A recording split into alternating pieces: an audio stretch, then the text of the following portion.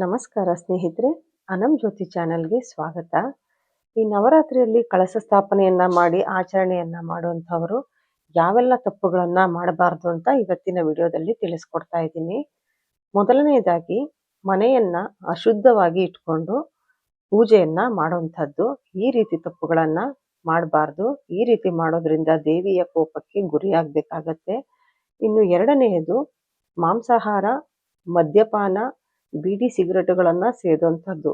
ಈ ತಪ್ಪುಗಳನ್ನ ನೀವು ನವರಾತ್ರಿ ಮುಗಿಯೋವರೆಗೂ ಮಾಡಬಾರ್ದು. ಇದನ್ನ ಮಾಡದೇ ಇದ್ರೇನೆ ಒಳ್ಳೇದು. ಇದರಿಂದ ಕೂಡ ದೇವಿ ಕೋಪಕ್ಕೆ ಗುರಿಯಾಗಬೇಕಾಗತ್ತೆ.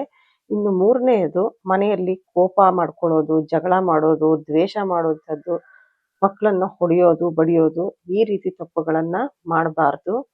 ಇನ್ನು ನಾಲ್ಕನೆಯದು, ಕಪ್ಪು ಬಟ್ಟೆಯನ್ನ ಧರಿಸುವಂಥದ್ದು. ಈ ನವರಾತ್ರಿಯಲ್ಲಿ ಕಪ್ಪು ಬಟ್ಟೆ ನಿಷಿದ್ಧ. ನೀವು ಕಪ್ಪು ಬಟ್ಟೆಯನ್ನ ಧರಿಸಬಾರ್ದು.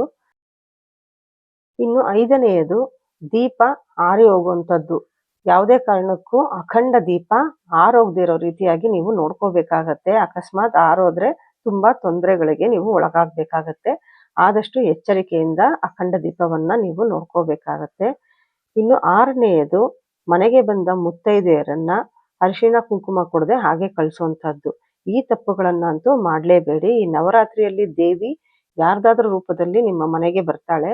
ಆದ್ರಿಂದ ಯಾರೇ ಮದುವೆಯಾದ ಮುತ್ತೈದೆಯರಾಗಿರ್ಬೋದು ಅಥವಾ ಮದುವೆ ಆಗದೆ ಇರುವಂತ ಹೆಣ್ಣು ಮಕ್ಕಳಾಗಿರ್ಬೋದು, ನಿಮ್ಮ ಮನೆಗೆ ಬಂದ್ರೆ ಅವ್ರಿಗೆ ತಿನ್ನೋದಕ್ಕೆ ಕುಡಿಯೋದಕ್ಕೆ ಏನನ್ನಾದ್ರೂ ಕೊಟ್ಟು ಅವರಿಗೆ ಅರಿಶಿಣ ಕುಂಕುಮವನ್ನ ಕೊಟ್ಟು ಕಳಿಸ್ಬೇಕಾಗತ್ತೆ. ಇನ್ನು ಏಳನೆಯದು, ಮನೆಯಲ್ಲಿ ಕೆಟ್ಟ ಪದಗಳನ್ನ ಬಳಸುವಂಥದ್ದು. ಅವಾಚ್ಯ ಶಬ್ದಗಳಿಂದ ಬೈಯೋದು, ನಿಂದನೆಯನ್ನ ಮಾಡೋದು, ಈ ರೀತಿ ತಪ್ಪುಗಳನ್ನ ಮಾಡಿದ್ರೆ ದೇವಿ ಕೋಪಕ್ಕೆ ಗುರಿಯಾಗ್ತೀರಾ. ಇನ್ನು ಎಂಟನೆಯದು, ಉಪವಾಸವನ್ನ ಉಲ್ಲಂಘನೆ ಮಾಡುವಂಥದ್ದು. ನವರಾತ್ರಿಯಲ್ಲಿ ಪೂಜೆ ಮಾಡುವಂಥವ್ರು ಉಪವಾಸವನ್ನ ಮಾಡ್ತಾರೆ.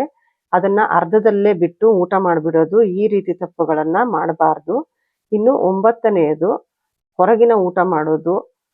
ಸಾತ್ವಿಕ ಆಹಾರವನ್ನೇ ಈ ಸಮಯದಲ್ಲಿ ನೀವು ಸೇವನೆಯನ್ನ ಮಾಡಬೇಕಾಗತ್ತೆ. ನೀವು ಹೊರಗಡೆ ಸಿಕ್ಕ ಊಟಗಳನ್ನೆಲ್ಲ ತಿನ್ನೋ ಹಾಗಿಲ್ಲ, ಹಾಗೂ ಮಸಾಲೆಯುಕ್ತ ಪದಾರ್ಥಗಳನ್ನ ತಿನ್ನೋ ಹಾಗಿಲ್ಲ.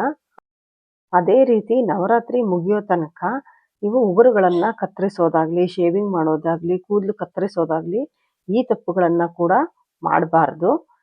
ಈ ತಪ್ಪುಗಳನ್ನ ನೀವು ಮಾಡೋದ್ರಿಂದ ದೇವಿ ಕೋಪಕ್ಕೆ ಗುರಿಯಾಗಬೇಕಾಗತ್ತೆ. ಆದ್ರಿಂದ ಸಾಕಷ್ಟು ಎಚ್ಚರಿಕೆಯನ್ನ ವಹಿಸಿ ಇವುಗಳನ್ನ ಆಗದೆ ಇರೋ ರೀತಿಯಲ್ಲಿ ನೀವು ನೋಡ್ಕೋಬೇಕಾಗತ್ತೆ. ನೋಡಿದ್ರಲ್ಲ ಸ್ನೇಹಿತರೆ, ನವರಾತ್ರಿ ಯಾವೆಲ್ಲ ತಪ್ಪುಗಳನ್ನ ಮಾಡಬಾರ್ದು ಅಂತ ತಿಳಿಸ್ಕೊಟ್ಟಿದ್ದೀನಿ.